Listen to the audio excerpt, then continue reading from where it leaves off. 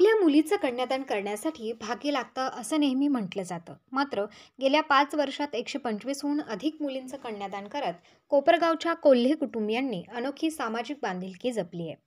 केवळ हिंदूच नव्हे तर सर्व धर्मातील विवाह सोहळे देखील एकत्र पार पाडले आहेत, हे विशेष.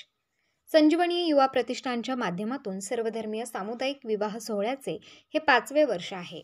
16 नवरदेव, हजारो वऱ्हाडी, शहरातून निघालेली भव्य मिरवणूक आणि शाही विवाह सोहळा हे चित्र आहे कोपरगाव शहरातील.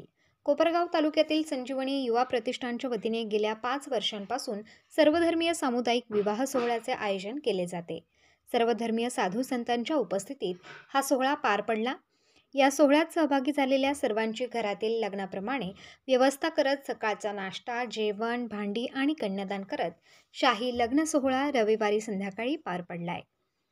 यावेळी निघालेल्या मिरवणुकीत युवा नेते विवेक कोल्हेंना देखील नाचण्याचा मोह आवरला नाही. त्यांनी देखील सर्वांच्या सोबत डीजेच्या तालावर ठेका धरला. यानंतर झालेल्या विवाह सोहळ्यात मुस्लिम, बौद्ध या समाजांसह हिंदू धर्मातील विवाह सोहळे पार पडले. यावेळी विविध क्षेत्रातील मान्यवर तसेच सर्वधर्मीय धर्मगुरू आणि राजकीय सामाजिक संघटनेतील पदाधिकारी, कार्यकर्ते, सामाजिक कार्यकर्ते मोठ्या संख्येने उपस्थित होते. यावेळी मुलामुलींच्या आईवडिलांच्या संमतीने आंतरजातीय विवाह देखील यावेळी पार पडले असून जागवूया ज्योत माणुसकीची हे ब्रीद घेऊन आम्ही काम करत असल्याची प्रतिक्रिया विवेक कोल्हे यांनी दिली आहे. मुलींचं कन्यादान करण्याचं भाग्य तुम्हाला लाभलं आणि काय आज भावना आहे? माझ्या माहितीनुसार 125हून अधिक या ठिकाणी सर्वधर्मीय सामुदायिक विवाह सोहळ्यामध्ये लग्न झालेले आहे. त्यामध्ये हिंदू पद्धतीने जेवढे झाले तेवढ्या सगळ्यांचंच कन्यादान या ठिकाणी करण्याचं भाग्य लाभलं. खऱ्या अर्थाने आगळा वेगळा सामुदायिक विवाह सोहळा अनेक होतात, परंतु सर्वधर्मीय सामुदायिक विवाह त्यामध्ये सर्व धर्मगुरू उपस्थित राहून त्यांच्या शुभाशीर्वादामध्ये हा विवाह सोहळा पार पडतो आणि समाजामध्ये एकोपा राहावं हा त्याचा मागचा उद्दिष्ट आहे. आणि अनेक आंतरजातीय विवाह देखील याच्यामध्ये झालेले आहेत.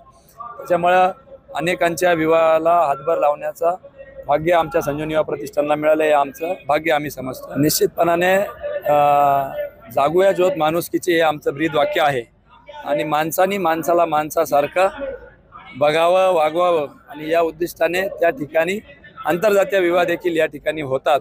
अर्थात त्यांच्या घरच्यांची संमती घेऊन आम्ही हे सगळं करत असतो आणि चांगला प्रतिसाद आम्हाला समाज माध्यमातून सर्वच धर्मगुरूंकडून या ठिकाणी मिळाला. त्यामुळे हे शक्य झालं आणि फक्त गरीबच नव्हे तर अगदी 60 लाखाचं IT पॅकेज असलेल्या युवकांनी देखील आमच्याकडे या ठिकाणी युवा प्रतिष्ठानच्या माध्यमातून लग्न केलं. कापड व्यापारी असेल किंवा अगदी डेकोरेशनचा व्यवसाय करणाऱ्यांनी देखील या ठिकाणी काही शिक्षक आहे चांगल्या संस्थेमध्ये त्यांनी देखील केलं आणि अतिरिक्तचा जो खर्च वाचलेला आहे त्याला समाज कार्याला लावून एक वेगळा आदर्श आमच्या युवा पिढीसमोर ठेवलेला आहे. प्रतिष्ठानच्या वतीनं त्या वधूवरांना काय काय गोष्टी भेट देण्यात येतात? निश्चितपणाने सकाळी त्यांना ज्या हॉटेलमध्ये आम्ही त्या ठिकाणी व्यवस्था केलेली असते वराडांची, त्यांच्या नाश्त्यापासून दुपारचं जेवण, अगदी मेकअप आर्टिस्ट त्या ठिकाणी दिले जातात. त्याचबरोबर सर्व वराडींना फेटे बांधले जातात.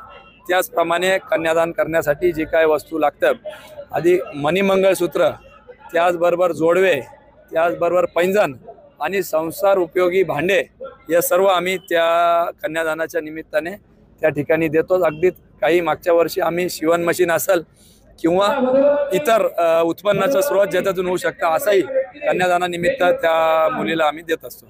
आज महागाईच्या काळात लग्न सोहळ्यात होणारा खर्च अनेकांना परवडत नाही. मात्र कोल्हे कुटुंबियांनी सुरू केलेल्या या अभिनव उपक्रमामुळे सामान्य कुटुंबातील लग्न सोहळा देखील शाही सोहळा ठरतोय, हे मात्र नक्की.